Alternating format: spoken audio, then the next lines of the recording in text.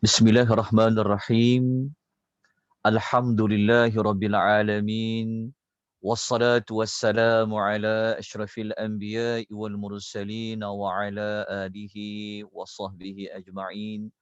Asyhadu an la ilaha illallah wahdahu la syarika lah wa asyhadu anna Muhammadan 'abduhu wa rasuluhu. Allahumma salli wa sallim ala nabiyyina Muhammad wa ala alihi wa sahbihi wa man tabi'ahum bi ihsanin ila yaumiddin, amma ba'd. Muslimin dan muslimat rahimani wa rahimakumullah. Assalamualaikum warahmatullahi wabarakatuh. Alhamdulillah, segala puji bagi Allah yang menyempurnakan segala nikmat kepada kita. Kita bersyukur kepada Allah pada malam ini, malam yang keempat, siri yang keempat, kita bertemu sama ada di talian Zoom ataupun yang menonton di page Akademi Tadabbur Malaysia. Semoga kita semua pada malam ini Allah Subhanahu Wa Taala memberikan kita rahmat, memberikan kita keberkatan, Allah melapangkan dada kita, Allah mempermudahkan pembelajaran kita pada malam ini.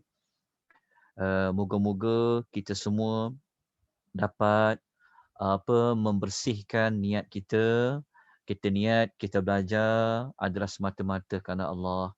Kerana ilmu Allah Ta'ala ini kalau nak berkat, antara salah satu perkara yang diutamakan adalah pada niat.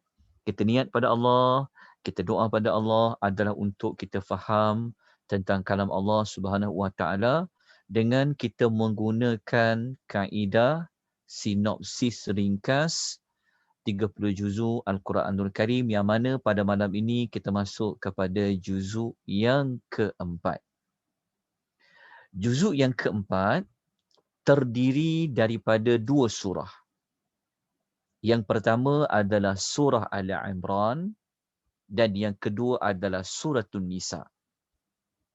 Yang mana surah Ali Imran membentuk juzuk 4 ini adalah daripada ayat 92 sehinggalah kepada ayat nombor 200, dan Suratun Nisa ada lebih kurang 23 ayat. Okay, ini adalah juzuk yang keempat. Jadi untuk memahami tentang surah Ali Imran ayat 92, kena ingat semula apa yang telah kita belajar pada hari semalam. Juzuk 4, okay, juzuk 4 ini kerana banyak diwakili oleh ayat dalam surah Ali Imran, 23 ayat saja dalam surah Nisa, maka juzuk 4 kita menggunakan tujuan surah yang sama seperti yang telah kita belajar pada hari semalam. Pada hari semalam, kalau tetap masih ada nota, kita telah belajar tentang tujuan surah Ali Imran adalah Allah Ta'ala nak membimbing kita, Allah Ta'ala nak ajar kita macam mana kita ini boleh hidup di muka bumi dengan berpegang teguh di atas agama Allah Subhanahu Wa Ta'ala. Kita telah sebut pada hari semalam tentang justifikasi kenapa boleh dapatnya tujuan surah Ali Imran seperti ini. Kemudian tuan-tuan dan puan yang dirahmati oleh Allah Subhanahu Wa Taala, untuk memahami surah Ali Imran, kita kena tahu tentang 3 kandungan potongan ayat 200 ayat surah Ali Imran. Kita telah sebut pada hari semalam ada 3 pembahagian. Pembahagian yang pertama kita namakan kandungan yang pertama ayat 1 sampai 120. Allah Ta'ala menceritakan kepada kita, Allah Ta'ala nak kita ambil teladan, Allah Ta'ala nak kita jadikan sepadan tentang bagaimana orang-orang Nasrani, supaya apa? Supaya kita semua tidak terpedaya, kita semua tidaklah terpengaruh dengan orang-orang Nasrani. Sebab tema kita berpegang teguh di atas ajaran agama Islam. Maka ada di sana pengaruh yang boleh menyebabkan kita menjadi goyah. Maka Allah Ta'ala terangkan kepada kita salah satunya adalah daripada orang-orang Nasrani Ahlul Kitab. Yang mana pada kandungan satu inilah kita akan ambil sedikit daripadanya untuk kita membincangkan pada juzuk yang keempat. Manakala pada kandungan yang kedua, dia masuk dalam juzuk yang keempat perang Uhud dan kita terus ambil pada kandungan yang ketiga.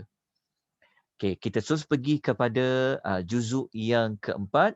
Kita terus pergi kepada surah Ali Imran ayat 92 sampai ayat nombor 200. Surah Ali Imran, juzuk yang keempat, okey, ada beberapa maklumat yang perlu kita ambil maklum. Okey, dalam nota ini ataupun dalam pengisian ini, tuan-tuan dan puan-puan, kita hanya meletakkan sinopsis ringkas sahaja.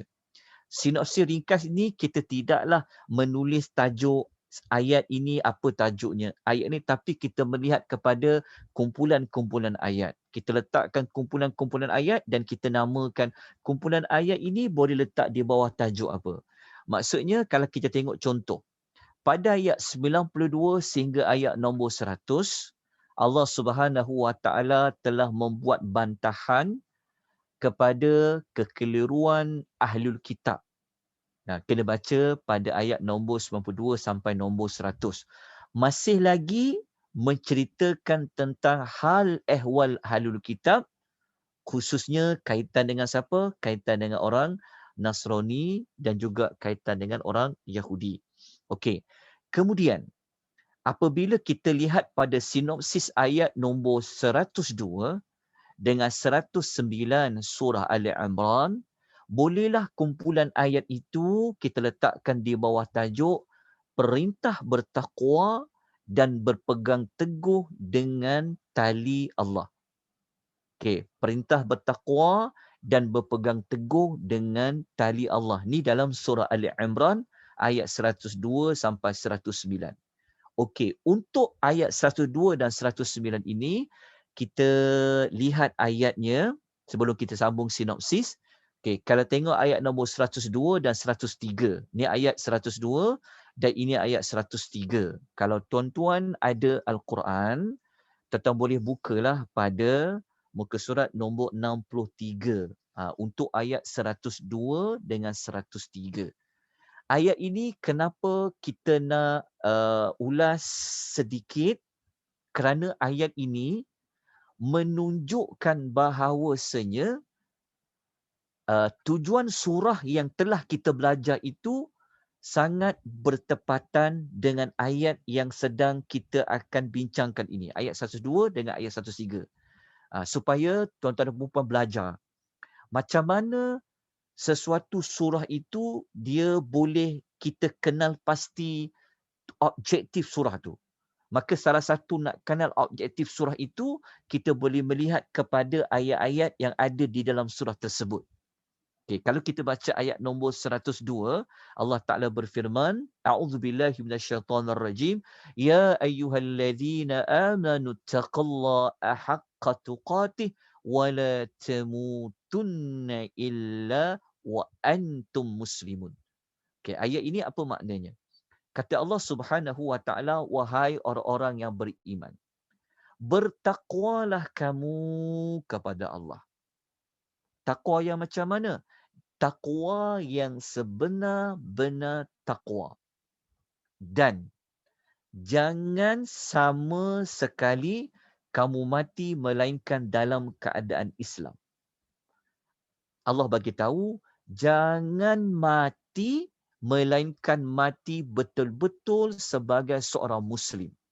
Ada kaitan tak dengan berpegang teguh dengan ajaran Islam?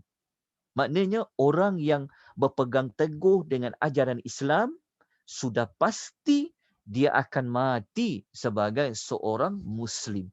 Maknanya ayat ini sendiri telah membuktikan bahawa objektif surah tersebut adalah sangat bersesuaian.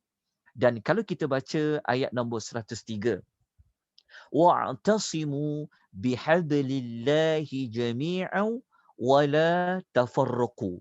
So ayatnya ada lagi panjangnya. Tapi kita ambil kepada ayat yang depan. Pada ayat 103 Allah Ta'ala kata apa? Dan berpegang teguhlah kamu dengan tali Allah. Berpegang teguhlah kamu ni maknanya apa? Berpegang teguhlah. Tengok ayat 103 pun menyebut tentang berpegang teguhlah, wa'tasimu. Maknanya objektif surah itu, kalau kita tengok ayat ini, maknanya objektif surah itu bersesuaian dan bertepatan dengan ayat-ayat yang ada dalam surah Ali Imran. Maka Allah kata berpegang teguhlah kamu. Pegang teguh namanya ada pendirian, kukuh prinsip dia. Pada apa? Pada tali Allah. Tali Allah ni para ulama ulas, ada lebih kurang 2 hingga 3 pentafsiran. Ada yang mengatakan dia maksudnya adalah Al-Quran, ada mengatakan bahawa tentang mentauhidkan Allah. Tapi dia ada kaitan dengan Islam lah. Apabila kita sebut Islam, dalam tu ada Al-Quran, dalam tu ada ketauhidan. Daripada ayat ini Allah juga mengatakan wala tafarraqu, jangan kamu berpecah belah. Maknanya apa? Berpegang teguh, pegang teguh kuat-kuat. Jangan berpecah belah. Inilah ayat-ayat yang Allah sebut dalam surah Ali Imran. Baik, kita lanjutkan dengan sinopsis dia. Okey. Lepas tu pada ayat 110 sampai 115 Allah Ta'ala menceritakan tentang kelebihan umat Islam daripada umat-umat yang lain. Kemudian Allah Ta'ala cerita pada kita pada ayat nombor 116 sampai 117 bahawasanya orang kafir ini harta yang ada padanya tidak boleh memberi manfaat apa-apa kepadanya. Kalau dia tidak masuk ke dalam agama Islam, sekalipun dia ada pangkat Ahlul Kitab, harta yang dia ada tidak boleh manfaat apa-apa, tak boleh tolong dia bagi syafaat. Kemudian kita lanjutkan pada sinopsis ayat-ayat yang lain. Okey, kalau kita tengok pada ayat 118 sampai 120. Okey, cuba lihat anak panah, lepas tu ada kotak hijau, lepas tu anak panah tu. Okey, pada sinopsis ayat 118 sampai 120, kita sudah sampai kepada penutup kandungan pertama surah Ali Imran. Jadi kalau tuan-tuan keliru kandungan pertama tu apa, tuan-tuan kena rujuk balik nota pada hari semalam. Kena rujuk balik pengisian pada hari semalam. Sebab kalau tuan-tuan nak ikut pengisian ini setiap hari, tuan-tuan jangan terlepas. Sebab dia ada perkaitan dia. Kalau tak sempat, tuan-tuan lihat balik pelajaran sebelum masuk kepada juzuk yang kita nak belajar. Okey. Ayat 118 sampai 120 ini Allah bagi tahu bahawasanya jangan mengangkat orang kafir sebagai pemimpin. Dan ini adalah penutup kandungan yang pertama yang kita sebut surah Al-Imran kan ada 3 kandungan. Kandungan pertama ni cerita tentang Ahlul Kitab khususnya kepada orang Nasrani. Maka tamatlah kandungan 1. Tapi tak habis lagi untuk juzuk yang keempat. Okey, masih lagi ada surah Ali Imran bakinya. Okey, baki surah Ali Imran bermula ayat nombor 121 sampailah kepada ayat nombor 189. Allah Ta'ala membawa kita kepada cerita iaitu perang Uhud. Maknanya bermula ayat 121 sampailah nak kepada penamat surah Ali Imran, Allah menceritakan kepada kita tentang satu kisah benar yang pernah berlaku di zaman Nabi sallallahu alaihi wasallam yang telah menyebabkan Nabi sallallahu alaihi wasallam tercedera, hampir terbunuh. Hampir terbunuh Nabi dalam perang Uhud. Persoalan dia kan, kita mesti kalau kita dah belajar berkaitan ayat-ayat, kita mesti tertanya-tanya, mengapakah cerita perang Uhud ini Allah letakkan di dalam surah Ali Imran? Ha, dia mesti ada perkaitan. Sebab itu daripada objektif surah berpegang teguh kepada ajaran Islam, bermakna cerita perang Uhud ada sesuatu yang dikaitkan dengan berpegang teguh. Ha, mereka telah kalah dalam perang Uhud kerana mereka tidak berpegang teguh kepada perintah Nabi sallallahu alaihi wasallam. Nabi perintah apa? Sekejap lagi kita akan cerita. Saya sebut terlebih dahulu supaya tuan-tuan dapat menambahkan pengetahuan tentang peletakan sesuatu kisah, sesuatu cerita di dalam surah dalam Al-Quran, ianya sangat tepat pada kandungan surah. Allah Ta'ala tidak akan letakkan mana-mana cerita, kisah kalau ia tidak ada perkaitan dia. Inilah mukjizat Al-Quran. Yang cerita ni adalah Allah. Baik.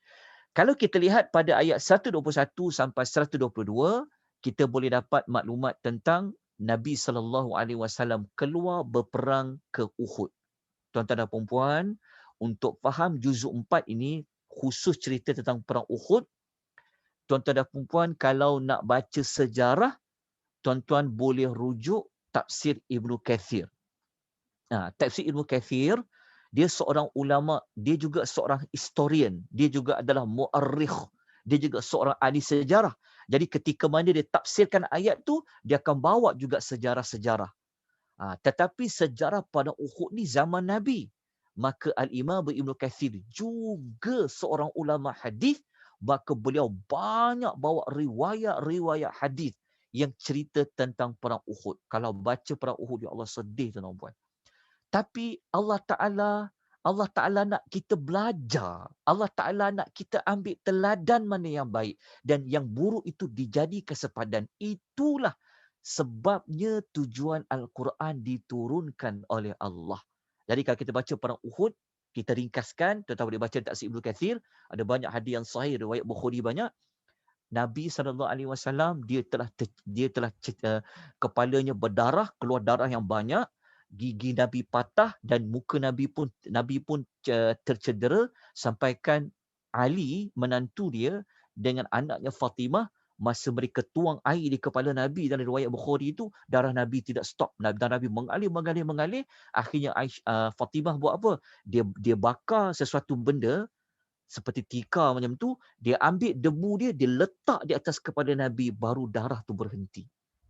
Jadi kalau tuan-tuan menghayati lagi tentang objektif surah Ali Imran ni, tuan-tuan kena faham surah apa? Kena faham cerita tentang perang Uhud. Jadi saya tak mau panjangkan, kalau cerita dia panjang. Nanti tak habis juzuk kita belajar. Okey. Kita kena rujuk kisah tersebut. Baik, kenapa Nabi boleh jadi macam tu? Okey, kita baca pada ayat 121 sampai ayat nombor 122. Kemudian kita lihat pada ayat 123 sampai 129. Ni cerita dia sambung dia cerita bersambung 121, 129 dia sambung. Okey, pada ayat 123 sampai 129 Allah Taala mengimbau kembali, mengingatkan mereka kembali tentang pengalaman mereka benang di Perang Badar. Kenapa Allah Ta'ala cerita Perang Badar? Sebab Perang Badar jadi dulu, berlaku, barulah Perang Uhud. Masa Perang Badar, para sahabat menang. Nabi Muhammad menang, para sahabat menang. Tapi pada Perang Uhud, para sahabat kalah. Islam telah kalah, menyebabkan Nabi tercedera, hampir terbunuh. Jadi Allah Ta'ala pujuk orang-orang Islam. Allah Ta'ala berikan motivasi kepada mereka. Tuan-tuan, sedih tuan-tuan. Dahlah kalah dalam perang. Kemudian pula Rasulullah sallallahu alaihi wasallam cedera parah. Mana tak sedih. Cedera tu pula kalau kita baca dalam sejarah, mereka tinggalkan Nabi sallallahu alaihi wasallam. Ada beberapa sahabat saja yang betul-betul dijaga Nabi. Nanti kita ulas sedikit kalau sempat waktu. Tuan-tuan baca. Okey. Bermakna surah Ali Imran ni dia turun selepas surah Al-Anfal. Surah Al-Anfal Dia cerita pasal perang Badar. Nanti kita akan belajar dekat juzuk yang akan datang. Tapi disusun Ali Imran dulu. Ada sebab dia. Okey, dah selesai maklumat ni. Okey, kemudian Allah Ta'ala cerita tentang orang yang larangan makan riba, ayat 130 sampai ayat 132. Kenapa pula lah ayat riba duduk selepas cerita pengalaman Perang Badar? Kadang kita faham, kita dah belajar dalam surah Al-Baqarah pun. Kan? Tentang ayat riba, kalau kita buka ayat nombor 130 tu, kanda riba ni kita sedia maklum. Dosa orang yang makan riba ni, kita dah belajar sebelum ini, mengisytiharkan perang dengan Allah Subhanahu Wa Taala. Maknanya orang yang tak berhenti makan riba, dia seolah-olah dia kata, jom pergi perang dengan Allah di hari akhirat. Jadi ada kaitan dengan perang. Okey, kita teruskan dengan sinopsis lain. Okey, ayat 133 sampai 136 Allah Taala cerita tentang macam mana dosa itu boleh dihapuskan dan kalau tidak dihapuskan, apakah kesan dia. Kemudian ayat 137 sampai 148 Allah Ta'ala menceritakan hikmah di sebalik kalahnya peperangan Uhud. Okey, yang ini kalau kita belajar tafsir, kita akan dapat banyak maklumat lah. Tapi sebab kita buat sinopsis, tuan-tuan tahu cukup dulu dengan kumpulan-kumpulan ayat supaya senang tuan-tuan nak berhenti kat mana, tahu cerita dia. Okey, tahu juzuk dia. Okey, kemudian kita sambung kepada ayat 149 sampai 151, Allah cerita tentang bertawakal kepada Allah Subhanahu wa Ta'ala. Sebab apa tuan-tuan, kalau tuan-tuan baca pada ayat yang saya nyatakan ni, nanti kalau tuan buka Quran, tuan baca juzuk 4, sebenarnya orang Islam ni dia dah hampir putus asa sebenarnya. Sebenarnya apabila ketika mereka dah kalah, mula-mula mereka menang, akhirnya mereka kalah tu, mereka dengar dimaklumkan bahawa Rasulullah telah wafat. Rasulullah telah wafat, dibunuh ketika perang Uhud. Maka down para sahabat ni mereka jadi apa? Mereka menjadi mereka punya motivasi ni jadi macam jatuh tau. Tapi kalau kita baca pada ayat 149 ni, Allah Ta'ala mengatakan bahawa Allah Ta'ala mengatakan engkau tawakallah pada Allah. Allah kan ada. Bertawakal kepada Allah. Kemudian pada ayat 152 sampai 155 Allah Ta'ala cerita kepada kita apakah faktor kalah. Tengok Allah Maha Rahmat. Dia tak cerita dulu faktor kalah pada ayat 121. Kan kita baca tadi kan? Ayat 121 cerita pasal perang Uhud. Kan? Allah tak cerita pasal kalah tu dulu. Allah cerita tentang pengalaman Allah pujuk dulu orang Islam, pujuk Nabi, pujuk orang Islam. Lepas tu Allah Ta'ala cerita tentang hikmah. Baru Allah Ta'ala cerita tentang kenapalah kamu ini semua, wahai orang Islam, kamu boleh kalah. Tapi pengajaran untuk kita, pengajaran teladannya untuk kita, kita tidak pernah pergi berperang. Tapi cerita ni belajar. Sebab apa? Sebab para sahabat adalah manusia yang paling mulia selepas golongan para Nabi. Para sahabat. Jadi para sahabat pun boleh kalah. Kan kenapa mereka kalah? Dia ada kaitan dengan objektif surah. Okey, maka kita tengok faktor-faktor kekalahan dia ada pada ayat 152 sampai 155. Untuk malam ni cukup dengan saya bawa 2 ayat saja. 152 dengan 153. Kita tengok ayat dia 152 153. Sedangkan dia ada ayat 152 sampai 155. Tuan-tuan kena bacalah ayat tu. Lepas kita buat sinopsis ringkas, maka kita lihat ayat 152 ni kita akan jumpa kenapa mereka kalah. Allah mengingatkan mereka semua kenapa mereka boleh kalah. Okey, kalau kita baca ayat 152 tu, kan, ayat 152, kita terus pergi kepada terjemahan lah. Kita pergi pada terjemahan ayat sebab kita boleh jemak waktu. Sebab waktu kita sangat-sangat terbatas, jadi ayat Quran ni saya tinggalkan baca, kita terus pergi kepada maksud dia. Okey, lihat apa yang Allah Ta'ala cerita. Tuan-tuan catat dia, catat. Okey, ayat 152 ni, Allah Ta'ala menggabungkan antara ada dua fasa masa perang Uhud. Dua fasa ni maksudnya macam ni. Mula-mula orang Islam menang. Mula-mula orang kafir Quraisy dah jadi macam mereka dah memang mereka nak larikan diri dah. Walaupun mereka lebih kurang dalam 3,000 orang nak lawan dengan 700 orang, kan? Tapi orang Islam dengan semangat dia mula-mula pegang teguh. Mula-mula berpegang teguh tu. Semangat.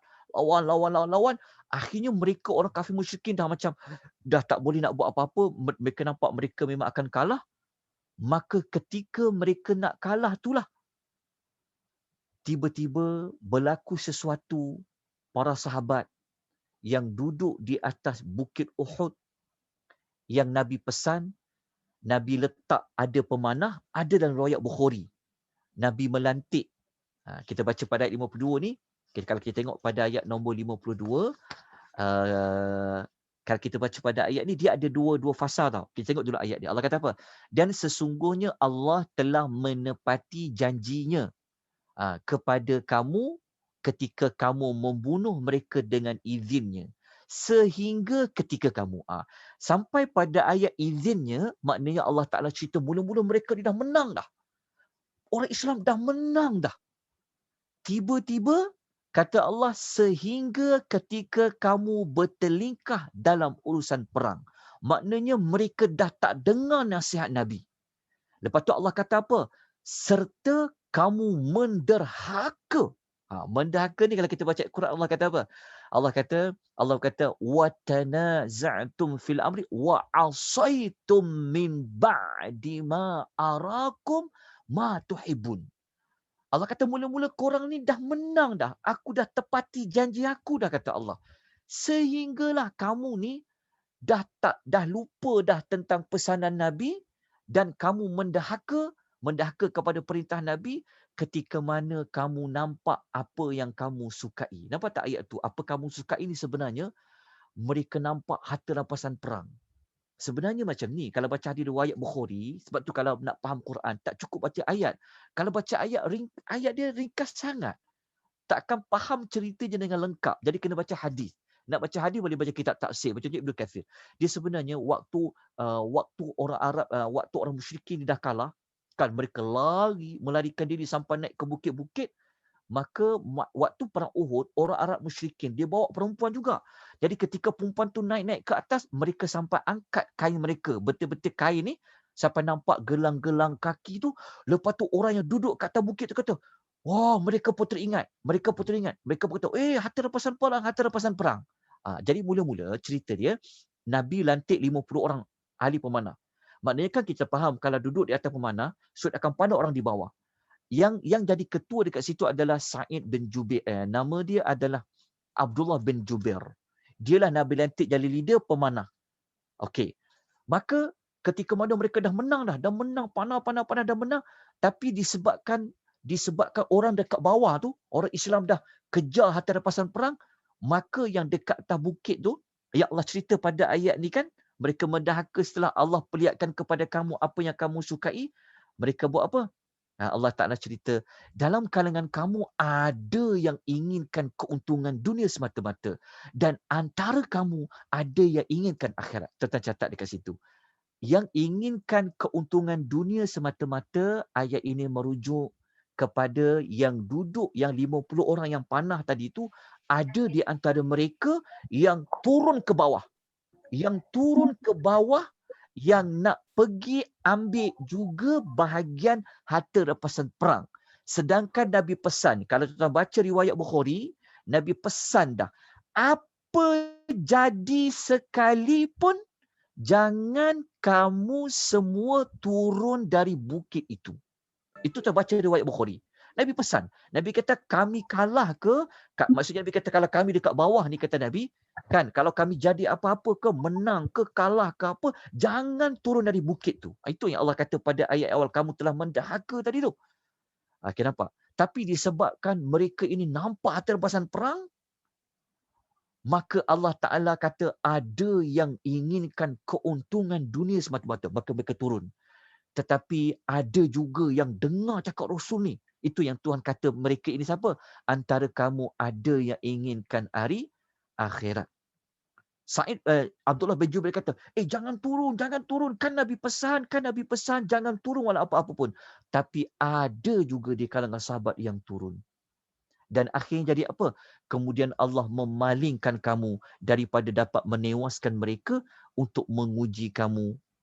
Maksudnya, sebenarnya lepas daripada mereka turun, maka ada satu grup tentera orang musyrikin yang diketuai oleh Khalid bin Walid, dia boleh datang balik semula dan akhirnya orang Islam kalah lah. Lepas tu Allah kata, semua itu kata Allah untuk menguji kamu. Tapi di hujungnya penting. Di hujungnya Allah Ta'ala kata apa? Sesungguhnya Allah telah memaafkan kamu.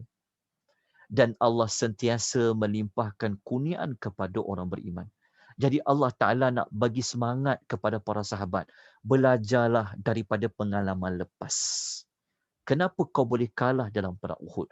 Sebab tu daripada kisah perang Uhud ni, sebab kalah apa? Sebabnya tak berpegang teguh kepada janji, kepada apa nasihat Nabi, kepada apa Nabi pesan. Sebab tu dalam agama, kalau kita keluar daripada apa yang Allah perintah, habis kita. Kalau para sahabat mereka boleh kalah, sampaikan syahid dan lebih kurang dalam 70 orang mati syahid, terbunuh. Kan Allah Ta'ala suruh belajar, kita ambil teladan dia. Nampak besar tak kesan kalau kita berpegang teguh dengan agama Allah, berpegang teguh dengan tali Allah. Selamat dunia dan hari akhirat. Tapi kisah para sahabat ni untuk kita ambil teladan. Kemudian kita sambung satu lagi ayat. Kalau kita baca ayat 153, Allah Ta'ala bagi tahu, yang tadi pasal orang atas bukit turun kan? Ayat 153 ni, Allah Ta'ala sambung lagi cerita dia. Waktunya selepas Khalid bin Walid datang, maknanya orang musyrikin ni dah boleh kuasai balik, dah boleh kuasai peperangan tu, kan? Akhirnya ada orang Islam lari, tuan-tuan. Mereka lari sampaikan yang tinggal siapa? Yang tinggal adalah Nabi SAW yang masih ada. Sampaikan Nabi panggil apa? Datanglah sini, datang. Sampaikan ada sahabat yang lari, tuan-tuan. Dan di antara sahabat yang jaga Nabi SAW antaranya adalah Talhah dan Ubaidillah. Sampaikan cacat tangan Talhah kerana mempertahankan diri Nabi SAW. Sampaikan kita sebut tadi Nabi cedera tadi. Jadi ayat 153 ni Allah Ta'ala cerita apa? Ingatlah ketika kamu berundur lari dan kamu tidak menoleh kepada sesiapa pun, sedangkan Rasulullah memanggil kamu daripada kumpulan yang tinggal di belakang kamu. Kita cuba hayati ayat ni. Kalau kita tak baca hadis, tak baca sejarah dengan panjang, kita mungkin tak faham ayat ni. Ayat ni, waktu ketika tengah genting ni, ada orang yang lari. Sedangkan lari, sampaikan mereka terlupa Nabi tu, yang Nabi masih ada dekat situ, sedangkan Rasulullah panggil dia. Kemari kamu. Maka ada beberapa sahabat yang jaga Nabi ini daripada orang nak bunuh, sebab mereka memang nak bunuh Nabi ni. Tapi mereka tak berjaya bunuh. Tapi dalam keadaan sangat genting tu, maka telah timbul berita yang mengatakan, Muhammad dah kalah, Muhammad dah mati. Jadi menyebabkan sahabat menjadi apa? Sahabat menjadi lagi stres lah, tekanan. Dah lah kalah, lepas tu pula dengan cerita Nabi dah wafat. Ketika itu, maka Talhah bin Ubaidillah dengan Sa'ad lah yang jaga Nabi SAW. Kita baca cerita ni. Lepas tu Allah kata, oleh sebab itu, Allah membalas kamu perkara yang menyedihkan dengan sebab perbuatan kamu yang menyedihkan Nabi itu. Supaya kamu janganlah bersedih hati dengan apa yang menimpa kamu. Maksudnya, Allah Ta'ala pujuk para sahabat. Pujuk, ambil pengajaran, ambil teladan. Macam mana kamu boleh tinggalkan Nabi? Tuan nak tahu tak salah seorang sahabat siapa yang tinggalkan Nabi ketika perang itu? Kalau tuan baca dalam riwayat Al-Imam Al-Bukhari, salah satu yang tinggalkan Nabi adalah Osman. Tapi Osman, kita dah baca ayat sebelum ni kan? Tengok ayat ni, jangan lupa ayat ni. Allah kata apa? Allah telah memaafkan kamu. Sahabat-sahabat yang tinggalkan Nabi dalam keadaan mereka berada dalam keadaan tidak tentu hala itu, Allah Ta'ala telah maafkan mereka. Allah mengampunkan kesalahan mereka. Sebab itu kalau kita baca ayat tadi kan ada sinopsis cerita tentang pengampunan dosa. Sebab kita sebagai seorang manusia, kalau sahabat pun boleh jatuh dalam kesalahan, apatah lagi kita semua. Tapi ingat, Allah tu maha pengampun. Khalifah yang baik, mukmin yang baik, manusia yang baik, apabila dia salah, dia cepat-cepat dia minta keampunan daripada Allah, seperti mana yang dilakukan oleh para sahabat. Allah memberikan pengampunan kepada mereka. Okay, kita lanjutkan lagi sinopsis dia. Okey. Kita terus kepada sinopsis seterusnya. Okey. Sebab kita masih lagi dalam juzuk yang kita nak masuk juzuk 4 lagi, belum habis lagi. Okey, kita pergi kepada ayat berikutnya. Kalau kita baca ayat 156 sampai 158, Allah Ta'ala cerita tentang galakkan berkorban dan jihad. Okey, sebab kalau kita baca kisah Uhud ni, orang munafik lah di antara yang mereka rasa menyesal mereka ikut perang Uhud. Tapi sebenarnya mereka tak pergi perang pun. Walaupun mereka dah sampai, tapi mereka patah balik. Mereka bawa tarik. Abdullah bin Ubay telah tarik 300 orang patah balik. Tapi Allah Ta'ala ceritalah menggalakkan berkorban, berjihad. Dan pada ayat 159 sampai 164, Allah Ta'ala cerita tentang bagaimana akhlak Nabi, sifat Nabi Muhammad SAW. Ialah tuan-tuan bayangkan, Nabi kepalanya berdarah, mengalirkan air darah yang banyak. Giginya patah. Nabi terluka, kena panahan. Maka Allah Ta'ala cerita, walaupun macam tu, Nabi tetap berlemah lembut lagi dengan para sahabat. Nabi tidak mengungkit apa yang telah berlaku pada perang Uhud. Inilah pada akhlak dan Nabi, akhlak sifat Nabi SAW. Lepas tu Allah cerita ayat 165 sampai 168 sifat orang munafik tentang perang Uhud macam mana. Kemudian Allah Ta'ala cerita tentang pahala orang yang mati syahid. Sebab dalam perang Uhud ada 70 orang sahabat yang mati syahid. Disebabkan benda yang telah berlaku untuk kita ambil pengajaran. Okey, kemudian kita pergi pada ayat 176 sampai 179, motivasi kepada Rasulullah sallallahu alaihi wasallam. Allah Taala hiburkan Nabi tentang orang-orang yang tak mau beriman, dan Allah Taala cerita tentang siapa yang ada sikap bakhil dan dia mendustakan kerasulan, maka Allah Taala cerita tentang balasannya ayat 180 sampai 189. Sampai 189 tamatlah cerita tentang kandungan 2 tentang perang Uhud. Okey.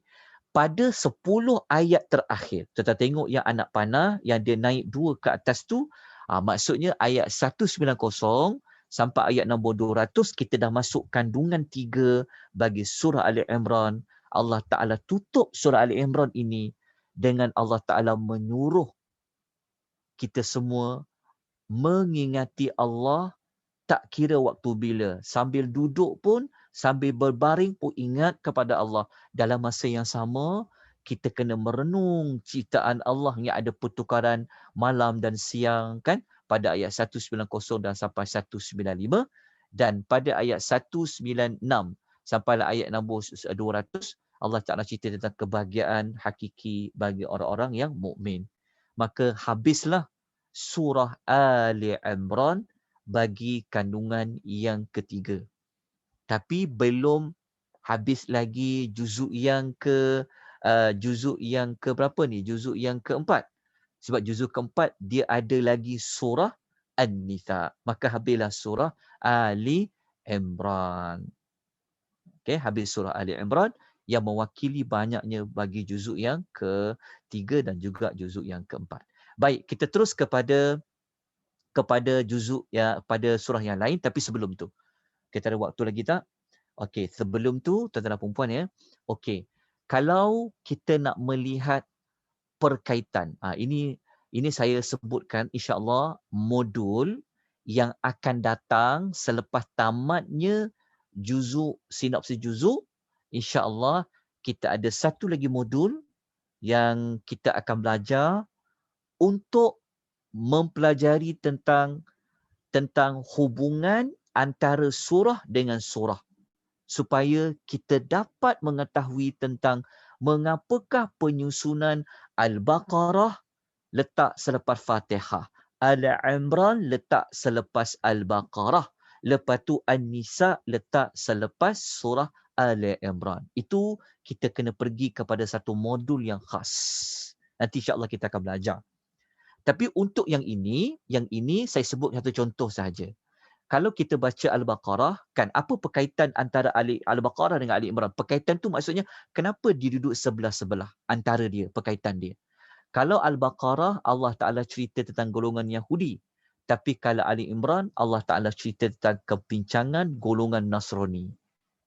Dia saling menguatkan maklumat. Yahudi Ahlul Kitab, Nasrani Ahlul Kitab. Tapi dua surah ni dia bahagikan. Dia bahagikan. Jadi tak cukup dengan baca Baqarah. kena baca juga surah Ali Imran supaya nak mencakupi 4 kumpulan ini, 2 kumpulan ini. Dan nanti waktu kita masuk surah Nisa, ada satu kumpulan lain yang Allah fokus dalam surah Nisa. Nanti kita akan belajar. Okey, saya tinggalkan dulu maklumat ini supaya tuan-tuan dan puan dapat sedikit maklumat tentang kenapa Ali Imran dia duduk selepas Al-Baqarah. Kerana penyusunan maklumat tu. Okey. Kemudian kita terus pergi kepada surah Tuhan, kita pergi kepada surah Nisa. Okey, kita pergi pada surah Nisa untuk kita habiskan juzuk 4. Juzuk 4. Jadi malam ni adalah juzuk yang keempat. Baik, kita ada lebih kurang dalam di pukul 10, tadi 11 suku. Okey, kita ada lebih kurang dalam 20 minit lagi. Okey, lebih kurang 15 hingga 20 minit. Baik, kita terus kepada juzuk yang keempat. Last, bukan juzuk, maknanya penghujung juzuk 4. Okey, tuan-tuan perhatikan baik-baik di skrin Zoom tuan-tuan dan puan-puan ataupun tuan-tuan tengok di page Akademi Tadabbur Malaysia tu, tuan tengok surah Nisa. Okey, surah Nisa ni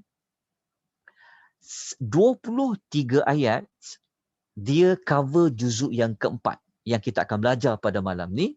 Dia gabung dengan surah Ali Imran telah kita sebut tadi. Kemudian surah Nisa ni dia ambil satu juzuk penuh bagi juzuk yang kelima.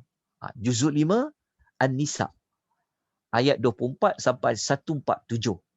Dan surah An-Nisa juga dia ambil sedikit ayat bagi juzuk yang ke-6. Setengah tu bukanlah maksudnya mesti ayat dia bahagi sama. Maksudnya sebahagian daripada juzuk 6 diwakili oleh ayat-ayat dalam surah tu An-Nisa. Ini bermakna mudah je. Kenapa saya buat bentuk macam ni?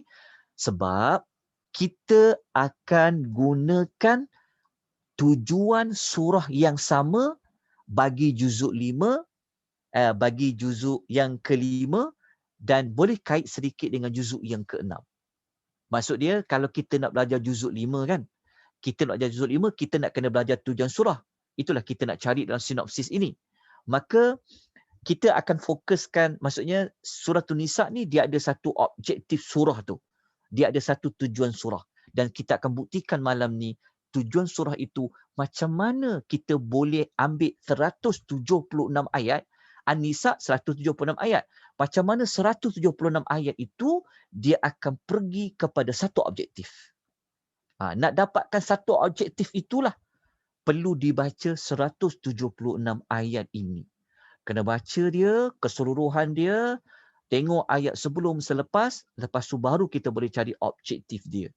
Okey, kita habiskan juzuk yang keempat ayat 1 hingga 23, tapi sebelum itu kita lihat dulu apakah objektif surah An-Nisa.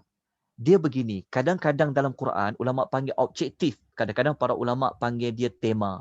Sama je. Okey, objektif, tujuan. Okey, kita pergi kepada tujuan surah. Okey, tengok di depan skrin tuan-tuan dan puan-puan dalam nota tu. Okey, tujuan surah An-Nisa yang dia gabung sedikit juzuk 4, ada juzuk 5 dan sedikit juzuk 6. Surah Nisa ini daripada nama Nisa tu perempuan. Kalau kita sebut perempuan kan, mesti kita akan fikir apa? Maksudnya kalau sebut perempuan, perempuan ni dia ada elemen apa? Pada perempuan ni dia ada apa? Ramai orang eksploitasikan wanita. Kenapa tak boleh? Kerana nama pun wanita, nama pun Nisa, nama pun perempuan. Okey, surah ini sebenarnya para ulama, mereka membuat kajian, mereka mengatakan surah Nisa, tujuan dia 176 ayat itu tujuannya nak bimbing kita semua. Kita yang jadi khalifah Allah di muka bumi ini, tujuan kita apa? Kena berlaku adil dan berbuat ihsan kepada semua masyarakat, kepada semua manusia. Khususnya lebih-lebih lagi kepada golongan yang lemah. Jadi wanita termasuk dalam kumpulan golongan yang lemah. Bukan kita memperkecilkan wanita, tapi kita kena tengok konteks ayat ini diturunkan. Kalau kita belajar zaman Arab dulu kan orang perempuan ni tidak ada value orang perempuan ni. Orang perempuan ni dipandang buruk. Mereka merasa susah ada anak perempuan. Sampaikan mereka nak bunuh anak perempuan. Anak perempuan ini boleh dikahwinkan sesuka hati. Anak perempuan ni tak boleh dapat harta pusaka. Tetapi apabila Allah Ta'ala membangkitkan Muhammad sallallahu alaihi wasallam membawa rahmat ke seluruh alam, maka Nabi mengangkat darjat wanita ini, meletakkan wanita ini sama je macam orang lelaki. Dari sudut apa? Dari sudut hak-hak. Maka turun 176 ayat memberitahu kepada kita semua bahawa apa? Kena berlaku adil, membuat ihsan kepada semua orang lah. Orang lelaki pun kena berlaku adil juga kepada orang lelaki. Tetapi khususnya tentang golongan yang lemah. Sebab itu dia letakkan nama itu An-Nisa. Dia tak nama surah Ar-Rijal. Dia tak letak nama surah lelaki. Tapi kenapa dia letak wanita? Kerana wanita ini kalau di zaman dahulu khususnya banyak orang tidak menunaikan tanggungjawab kepada orang perempuan. Maka surah ini dia memberikan bimbingan. Okey, untuk kuatkan inilah tujuan surah dia. Saya sebutkan contoh-contohnya. Baik, tuan-tuan perhatikan baik-baik. Ini di antara kaedah. Macam mana kita nak dapatkan satu objektif surah, kita boleh melihat sesuatu yang istimewa dalam surah tersebut. Okey. Dalam surah An-Nisa, tuan-tuan, surah An-Nisa lah surah yang paling banyak sekali yang menyebut tentang perkataan al-yatama. Tuan-tuan salin. Nak tahu ayat nombor berapa, tuan-tuan salin. Saya tak tulis dalam nota ni. Saya nak bagi kerja sikit ke tuan-tuan supaya tuan-tuan mencatat. Tuan-tuan tak percaya, tuan-tuan cari. Tuan-tuan bukalah Al-Baqarah ke, bukalah surah Ali Imran ke, tuan-tuan bukalah surah lain. Surah An-Nisa inilah paling banyak Allah menyebut tentang al-yatama. Al-yatama, anak yatim sebanyak 6 kali.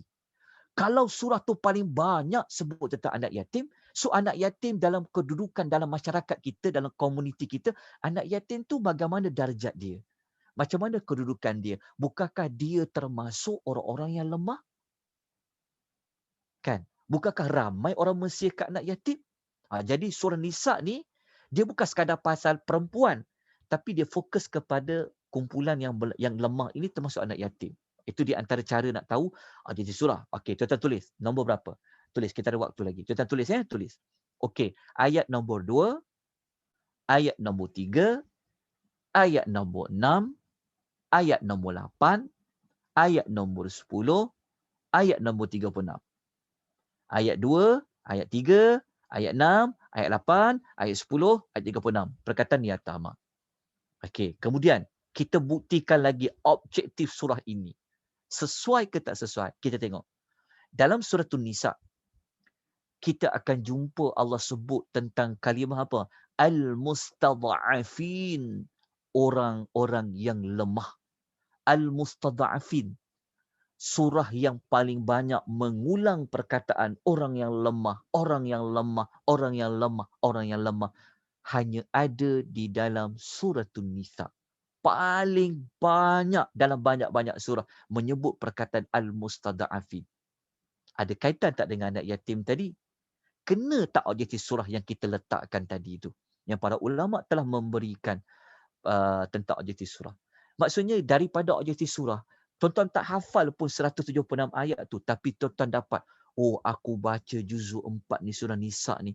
Kan kalau yang baca tu lelaki, kan dia tahu, oh aku belajar hari tu surah Nisa ni memberikan keadilan dan ihsan kepada perempuan dan anak yatim.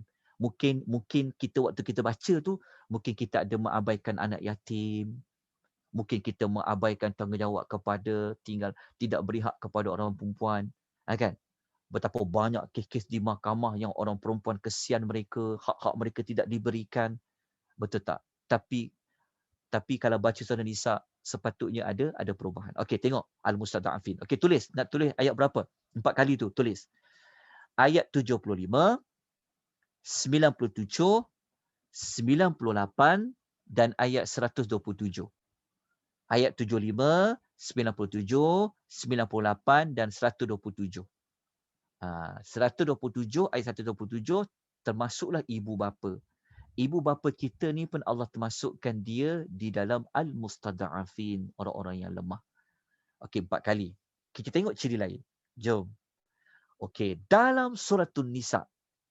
Surah Nisa ni, surah An-Nisa ni dia berkongsi maklumat dengan surah An-Nahli. Kita tulis. Surah Nisa adalah salah satu dari 2 surah. 2 surah tu surah apa lagi satu? Surah An-Nahli yang banyak sebut perkataan hasanah. Kebaikan, kebaikan, kebaikan, kebaikan. Maknanya Allah suruh buat baik. Ada 4 kali. Termasuk surah An-Nahli lah. Okey, kalau nak tahu surah Nisa ayat berapa, tulis. Ayat nombor 40, 78, 79 dan 85. 40, 78, 79 dan 85. Buka dalam surah Tuhan An-Nisa. Cuba semak, takut saya tersilap. Okey. Lepas tu pula, dalam surah An-Nisa, Allah Ta'ala mengulang-ulang perkataan ihsan. Surah Nisa antara salah satu dari 3 surah yang paling banyak menyebut tentang ihsan. Ihsan. Okey. Dalam surah An-Nisa disebut 2 kali. Surah Nisa ni dia sebut, okey, tuan-tuan tulis dulu. 3 surah tu apa? Pertama An-Nisa. Yang kedua Suratul Baqarah. Dan yang ketiga surah Ar-Rahman. Surah Ar-Rahman. 3 surah ni je ada sebut tentang ihsan. Tentang menyebut tentang perkataan untuk berlaku ihsan. Ihsan. Okey, ayat 36 dan 62 dalam surah tu An-Nisa. Dia masdar kepada perkataan hasanun tadi kan. Okey, ayat 36 dan 62. Dah tulis dah? Dah tulis Okey. Kemudian satu lagi ciri yang menunjukkan objektif surah itu memanglah tepat dan sesuai. Kita tengok. Dalam surah An-Nisa adalah surah yang paling banyak Allah menyebut tentang perkataan ta'dilu. Berlaku adil. Berlaku adil. Berlaku adil. 3 kali. Tulis. Ayat berapa? Ayat nombor 3, ayat nombor 129 dan ayat nombor 135. Ayat nombor 3, 129 dan 135. Jika kita amati betul-betul kan, keistimewaan penyebutan-penyebutan kalimah ni, berlaku adil, ihsan, al-mustada'afin, hasanatun, al-yatama, maka sesuai tak objektif surah ni? Cuba tengok, cuba kita perhatikan baik-baik objektif surah. Tetap bersetuju untuk kita letakkan surah An-Nisa ini dengan tema ni. Jadi surah An-Nisa ni yang cover sedikit juzuk 4, juzuk 5 dan sedikit juzuk 6, surah An-Nisa ini Allah Ta'ala nak bimbing kita supaya kita kena berlaku adil. Kan dia ulang 3 kali, ta'dilu, ta'dilu, ta'dilu tau. Surah Nisa lah paling banyak sebut tentang ta'dilu, ta'dilu, ta'dilu, berlaku adil. Dan diulang perkataan ihsan, perkataan hasanatun. Kepada siapa? Allah ulang yatama, yatama, yatama. Kepada golongan anak yatim, iaitu golongan orang yang lemah. Okey, jelas? Tuan-tuan dapat tak? Macam mana nak dapat objektif surah? Jadi, moga-moga dengan kaedah sinopsis ini, lepas tu dapat tujuan surah ini, membantu kita sedikit sebanyak nak memahami objektif surah. Cuma dia tak samalah dengan kita baca ayat berayat tu. Tapi kalau kita tahu objektif surah pun sekurang-kurangnya Ramadan tahun ni, kita faham sebenarnya apalah yang Allah nak kata pada kita. Ya, apa sebenarnya Allah nak bimbing kita. Moga-moga kita dapat rahmat dari Allah. Baik, kita sambung dengan sinopsis dia. Okey, sinopsis ringkas untuk juzuk 4. Juzuk 4 ni dia mudah saja. Surah Nisa ayat 1 sampai 23 kan. Okey. Ayat 1, tengok ya, Allah mula-mula sekali Allah sebut supaya perintah takwa dan ada kesaksamaan sesama manusia. Ayat nombor 1. Nanti kita akan terangkan ayat nombor 1 ni. Okey, kita pergi ayat nombor 1 dulu. Okey, kalau kita tengok pada ayat nombor 1, saya bawa contoh ayat nombor 1 saja. Ayat nombor 1 ni dia seperti memberikan kita kunci untuk kita untuk kita masuk ayat yang berikutnya. So ayat 1 ni dibagi kunci pada kita. Jadi ayat 1 ni bagi tahu, kalau kita baca ayat dia kan, ya ayyuhannasu taqu rabbakumul ya ayyuhannasu taqu rabbakum. Kita tengok tak dalam ayat 1 saya ada bulatkan perkataan ittaqu rabbakum, lepas tu perkataan wattaqullah. Dua kali dalam ayat 1 Allah ulang dua kali perkataan takwa kamu kepada Tuhan kamu, bertakwa kamu kepada Allah. Kenapa siapa tekankan takwa tu ulang dua kali? Kerana untuk berlaku adil, berlaku ihsan kepada manusia yang lemah kita sebut tadi tu bukan senang. Ramai orang mengabaikannya. Maka nak pastikan yang baca Quran ini dia ambil tindakan, jangan abaikan. Maka Allah tekankan ayat pertama lagi, Allah dah kata dah, bertakwalah kamu kepada Allah. Bertakwalah kamu kepada Tuhan kamu. Bertakwalah kamu kepada Allah. Lepas tu Allah Ta'ala kata apa? Allah Ta'ala kata yang telah menjadikan kamu daripada jiwa yang satu, iaitu Adam, dan juga daripada pasangannya adalah Hawa. Jadi kita semua ni sama saja. Kita ni keluar zuriat kita daripada zuriat mak kita yang satu iaitu Hawa, dan daripada Adam. Dan Allah kata daripada Adam dan Hawa itulah Allah Ta'ala buat apa? Allah Ta'ala kata wabatha minhuma rijalan katsiran wa nisaa. Dan daripada Adam dan Hawa itulah Allah membiarkan adanya lelaki dan adanya perempuan. Nampak tak perkataan nisa? Dalam ayat pertama lah boleh diambil ia dijadikan sebagai nama suratun Nisa. Maknanya Allah Ta'ala nak bagi tahu lelaki dan perempuan ini di sisi Allah di dalam Islam sama saja darjat dia.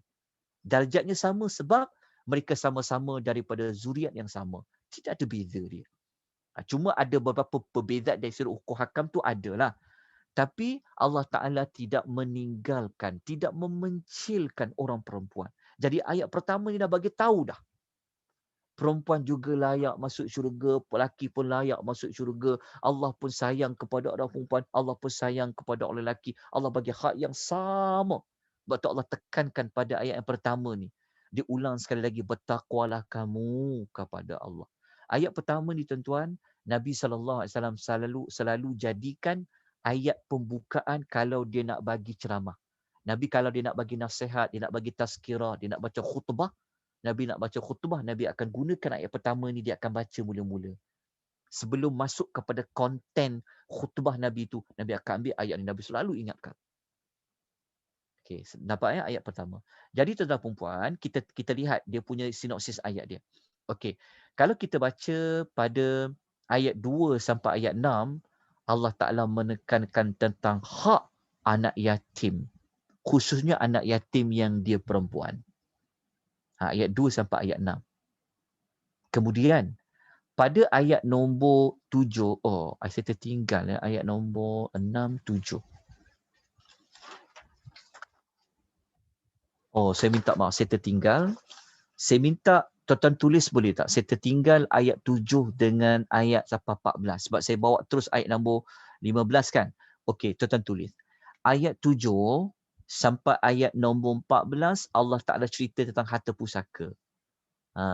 Islam datang memberikan hak kepada perempuan pun boleh layak dapat harta pusaka. Ada hak juga pada ayat 7 hingga ayat nombor 14. Minta maaf saya tertinggal di dalam nota. Okey, selesai. Kemudian Allah Ta'ala cerita tentang orang yang berzina. Allah Ta'ala cerita tentang hukuman apa yang nak diambil. Sebab tuan-tuan dalam Islam Allah Ta'ala berikan hak. Allah Ta'ala kata tak boleh suka hati tuduh orang berzina tapi kena bawa saksi. Itu cerita tentang orang berzina, hukumannya bagaimana dan peluang taubat yang Allah beri pada ayat 15 sampai nombor 18. Dan ayat nombor 19 sampai 21, Allah Ta'ala cerita tentang layanan terhadap isteri, 19 sampai 21. Dan ayat yang terakhir bagi juzuk yang keempat dalam surah An-Nisa, Allah Ta'ala cerita tentang perkahwinan yang Allah Ta'ala benarkan. Dengan siapa orang lelaki dia boleh berkahwin. ayat 22 sehingga ayat nombor 23. Sebenarnya ayat dia panjang lagi sampai 28. Tapi sebab kita nak fokus pada juzuk 4, saya letak sampai ayat 23 saja. Jadi besok malam kita akan masuk pada juzuk 5 dan kita pergi juga pada sedikit juzuk 6, juzuk 5, kita akan bentangkan tentang macam mana suratul Nisa dia menjaga hak-hak wanita ni. Masya Allah, rahmatnya agama ni. Jadi janganlah wanita merasa seperti tidak ada nilai. Quran tidak. Tidak ada surah lelaki, tapi ada surah perempuan. Baik, selesai sampailah pada juzuk yang keempat. Cuma saya minta tolong tambah sikit. Pada yang saya tertinggal tadi. Yang ayat 7, sinopsis untuk ayat 7 sampai 14, tuan tulis tajuk dia apa? Harta pusaka. Maka tamatlah kita pada juzuk yang keempat. Alhamdulillah. Jadi besok insya-Allah kita akan masuk kepada juzuk yang kelima. Okay, juzuk kelima kita akan mulakan dengan ayat nombor 24 surah An-Nisa sehingga ayat nombor 147. Jadi besok kita akan lihat lagi apakah perkara-perkara hukum-hukum syariat yang Allah Ta'ala sebut dalam surah tu An-Nisa yang perlu setiap orang yang menjadi khalifah kena menunaikannya dengan penuh keadilan, dengan penuh keihsanan berdasarkan kepada objektif surah. Wallahu Ta'ala a'lam. Ada sebarang persoalan, pertanyaan untuk juzuk yang keempat pada malam ini. Baik, besok kita akan sambung dengan juzuk yang kelima. Saya harap tuan-tuan boleh istiqamah, ikut belajar. Kita yang dapat belajar ni satu rezeki, satu rahmat dari Allah. Bukan senang ya. Belajar Quran ni saya bagi nasihat pada tuan-puan, kena banyakkan bersabar. Nak faham Quran, kena banyak bersabar. Banyak bersabar, mohon pertolongan banyak-banyak pada Allah Subhanahu Wa Taala sebab syaitan memang tidak suka untuk kita mendekati diri dengan Al-Quranul Karim.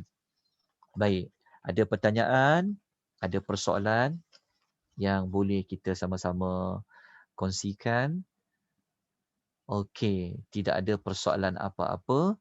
Okey, jadi saya sekali lagi, saya minta tuan-tuan dan perempuan ya, kalau tuan-tuan dan perempuan nak mengikuti segala perkembangan program di bawah anjuran Akademi Tadabbur, saya minta tuan-tuan join di Telegram seperti yang saya ada nyatakan di bahagian chat. Okey, ada tanya soalan ni. Tafsir Ibnu Katsir ada dalam terjemahan bahasa Melayu ke? Jawapannya ada. Ada dalam bahasa Melayu. Kalau nak cari, saya tunjukkan contoh. Okey, kalau tuan-tuan datang rumah saya boleh tunjuk naskah koleksi dia. Okey ni, saya tunjuk contoh pada tuan-puan. Yang ni. Okey, tuan-tuan beli yang warna hijau macam ni, tuan-tuan cari pustaka Imam Syafi'i ini daripada Indonesia. Yang ini dia sebenarnya, kita tengok jilid kan? Kita tengok jilid. Ini jilid kedua kan? Dia semua sekali terjemahan yang warna hijau macam ni, yang dia pustaka Imam Syafi'i. Tuan-tuan jangan cari penerbit Indonesia yang lain. Sebab pustaka Imam Syafi'i ini dia di antara terbaik terjemahan dan susunan layout dia bagus. Okey. Pustaka Imam Syafi'i. Ni jilid 2. Semua sekali dia ada 10 jilid. Dia ada 10 volume. Tuan-tuan cari untuk juzuk yang kedua, Tafsir Ibnu Katsir. Yang ini sebenarnya dia adalah ringkasan Tafsir Ibnu Katsir. Tapi kita orang awam ni cukup menggunakan tafsir ringkasan ini. Itu yang boleh saya kempen pada tuan-tuan puan. Boleh beli. Ada. Okey, kemudian betul dia sebut dah pusaka Imam Syafi'i better buy version pusaka Imam Syafi'i. Saya dah tunjuk dah. Okey, okey, boleh juga download. Cuma download tu saya tak pasti terjemahan dia bagaimana. Dekat rumah saya ada 3 versi. Saya saja simpan. Kadang-kadang nak tunjuk pada pelajar kan, boleh. Dia ada banyak versi. Cukup dengan pusaka Imam Syafi'i tadi. Okey, kemudian tuan-tuan dan puan, tak ada soalan dah. Alhamdulillah. Okey, Ustaz, perang Badar dan perang Uhud berlaku dalam masa yang dekat ke? Maksudnya berturut-turut ke? Okey, kalau perang Uhud dia berlaku pada 3 Hijrah. Dia berlaku pada 3 Hijrah. Maksudnya waktunya dekat. Waktunya taklah jauh. Dia berlaku pada 3 dia berlaku pada 3 Hijrah. Bukan. Yalah, perang Uhud dia berlaku pada 3 Hijrah. Tetapi perang Badar dia, kalau nak tahu maklumat lanjut nanti kita kena baca dalam surah Al-Anfal. Kalau ikut penurunan sepatutnya Al-Anfal dulu, barulah surah Ali Imran. Tetapi inilah hikmah kita belajar Quran. Turunnya berbeza waktu turunnya, tetapi susunan dalam Al-Quran yang lengkap dia disusun bukan melihat kepada apa yang awal turun. Sebab tu kita kena belajar satu lagi modul, nak belajar susunan surah. InsyaAllah modul yang ada di Akademi Tadabbur Malaysia, insyaAllah kita ada banyak modul untuk faham Quran. Kita ada banyak modul. Dia mudah je. Dia nak belajar Quran ni, dia tak boleh belajar tangkap muat. Kesilapan kita belajar ni, kadang-kadang kita belajar macam, ada kelas tafsir, belajar. Ada kelas belajar. Dia sebenarnya dia apa pun ilmu pun, dia perlu disusun, dia perlu ada struktur dia perlu ada kaedah-kaedah dia. Kalau kita nak kira matematik pun ada kaedah kan. So nak faham Quran dia ada kaedah. Betul, kalau kita jenis belajar tangkap muat saja, jadi nanti kita akan jadi pening lah. Agak pasal tajuk dia banyak sangat dalam Quran ni. Jadi kita kena belajar ikut syllabus by syllabus. InsyaAllah kami di Akademi Tadabbur Malaysia, InsyaAllah kita akan ada modul-modul yang lain. Antara modul dia, kita akan belajar tentang susunan surah-surah di dalam Al-Quran. Kita ada modul yang khas pasal benda tu. InsyaAllah. Nanti kita akan maklumkan pada tuan-tuan dan puan-puan. Dan yang paling penting, tuan-tuan ikuti like di page Akademi Tadabbur Malaysia. Moga-moga kita semua dapat manfaat. Kerja kita hidup kat muka bumi Allah Ta'ala ni, kita ada tenaga, kita ada waktu Allah beri, kita ada kesempatan, ambillah nikmat yang terbesar, iaitu dengan kita memahami dan kita mengamalkan Al-Quranul Karim. Moga-moga kita layak mendapat syafaat Al-Quranul Karim, khususnya Suratul Baqarah dengan Surah Ali Imran. Tuan-tuan baca dekat nota, ada saya lampirkan kelebihan Surah Ali Imran dengan Surah Al-Baqarah yang Nabi menamakan dua-dua surah ini sebagai Adz-Dzahra'u, surah penyinar. Nanti boleh baca dekat dalam nota. Baik, ada soalan secara verbal, insyaAllah saya boleh jawab. Kalau ada verbal, jika mampu saya jawab, saya jawab. Okey, boleh Ustaz jelaskan ayat apa tu? Panjang tu nak penjelasan tu Puan Faizah untuk ayat yang kedua dalam Suratun An-Nisa. Okey, ini cerita tentang anak yatim. Anak yatim ni, sebab anak yatim ni ketika mereka belum lagi pandai untuk menjaga wang ringgit, maka kita kena jaga harta dia baik-baik. Tapi apabila mereka sudah cukup umur, mereka sudah boleh jaga diri, mereka sudah pandai untuk mengira dan sebagainya, maka kita kena serahkan harta anak yatim tu. Contoh kalau macam kita ada jaga anak yatim. Contohnya kita ada jaga salah seorang anak buah kita lah, contoh dia anak yatim kan, tapi dia ada harta dia yang ditinggalkan oleh ibu dan bapa dia, contoh kan, bapa dia tinggalkan harta. Jadi anak yatim tu itu hak dia, kita tak boleh ambil dia. Jadi kalau kita nak pulangkan harta dia tadi, kita amanah, kita jaga, tunggu kepada peringkat umur dia, baru kita boleh serahkan. Itu diceritakan dalam surah tu An-Nisa.